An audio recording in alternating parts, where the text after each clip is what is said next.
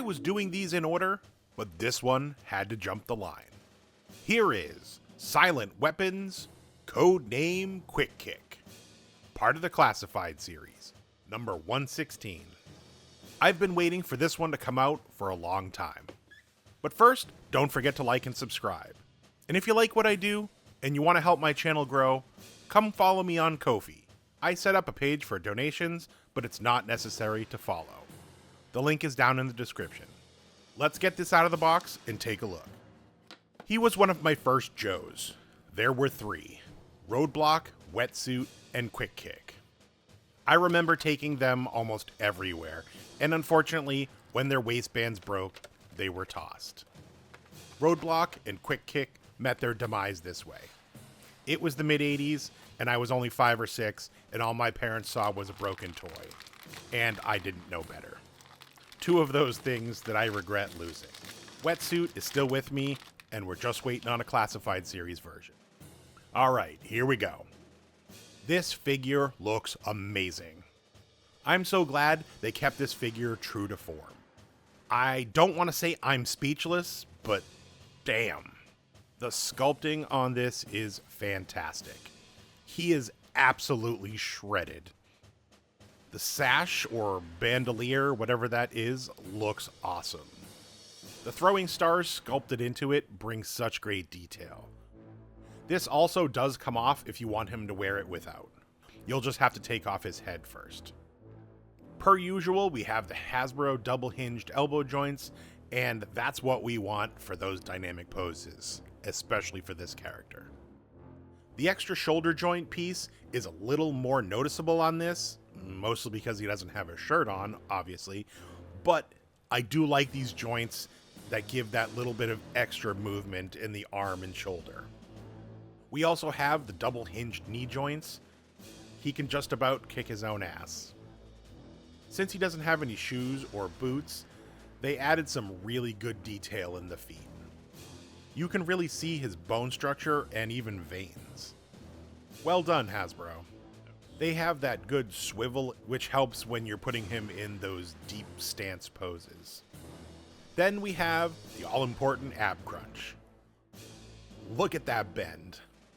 This gives him so much versatility, especially since he doesn't have any clothes that are impeding the usage of that.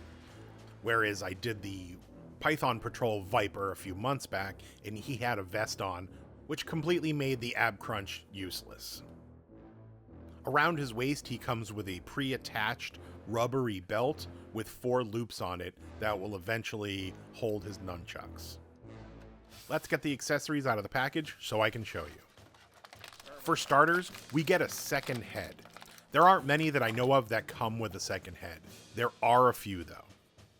The head we start off with has a fairly neutral stoic expression, and the additional head has more of an action face, we'll call it. Definitely the head that you want to use for those action poses. Both of them are really well sculpted. The optional head was a nice addition to this figure. He comes with 3 different sets of hands for all occasions. The hands that come on the figure are his holding hands for swords and nunchucks. Then we also get a pair of fist hands, and then we get a pair of what I would best describe as karate chop hands. They are all very well sculpted. The next, and in my opinion, the most important, are the nunchucks. We get a pair of them, and they slot nicely into those loops on his belt. They're made of a flexible plastic, so you're able to bend them to easily fit them into the loops. They have tiger heads sculpted on the end of them, I think. It's kind of hard to tell. The sculpt is small and isn't very detailed. If you know what they are, please let me know in the comments.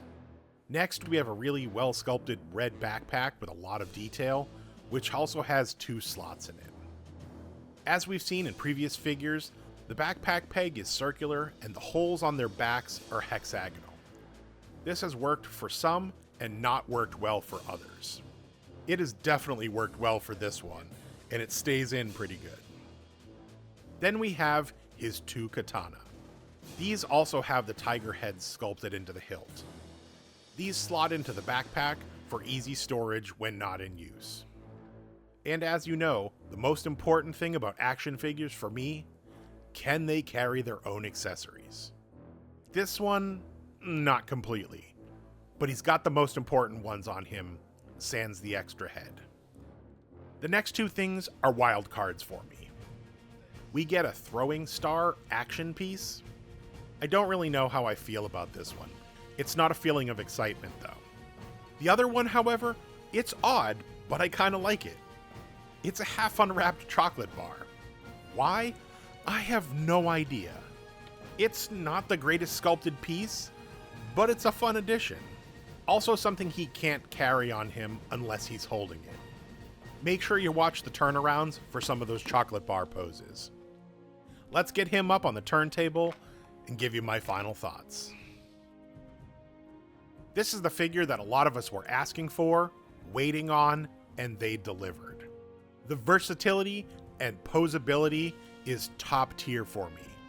This is the first figure that I did so many different poses for. Normally I keep it to about 4 or 5 max, but I couldn't help myself. My marks are very high for this figure. It captures all the nostalgia points for me. Bringing this character up to the 6-inch scale allows for all the greatness of the original character with more detail. He also doesn't disappoint with being able to carry all his accessories, except for the 2 weird ones. This figure also does great with an action base, as you have seen. And for those real crazy poses, you may need to use a standard base to keep him from falling over. If Quick Kick was one of your childhood favorites like mine, I would highly recommend this. And even if he wasn't, this is still an awesome figure for your collection. If you enjoyed this video, make sure you like and subscribe. I have a lot more classified series to come, as well as some really awesome projects in the works. You don't want to miss out. Thank you for stopping by, and I'll see you next time.